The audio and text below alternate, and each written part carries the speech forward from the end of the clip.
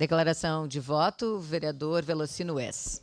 Senhor presidente, colegas, importante relatar, eu não sou contra a fala, mas não se pode concordar quando que nada está se fazendo. Se não fosse aquele maquinário ali que a gente tivesse aprovado, que dentro seria muito pior. Hoje estamos com em torno de 10 a 15 máquinas terceirizadas. E quando o senhor fala em promessas aqui dentro, eu vou deixar bem claro.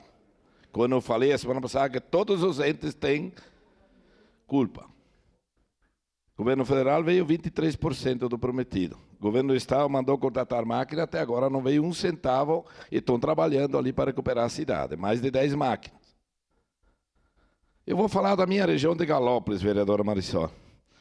Tem 2 máquinas dentro do Rio há semanas. E ontem foi num velório e o senhor brabo porque estão lá trocando as pedras daqui para lá, de lá para cá. Se não tem, é porque não estão fazendo. Se estão fazendo, é porque...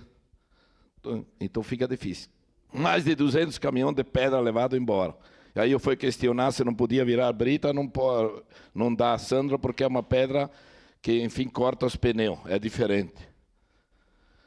2 máquinas dentro do Rio, recuperando o OBS em Galópolis, trocando o telhado, fazendo um milagre para manter o moinho ali, 300 empregos, contratou uma empresa para ver o que precisa fazer nos moros, em Galópolis, assinou os piscinões, e ainda eu escuto, não estão fazendo nada para Galópolis. Então não dá para ouvir isso, gente.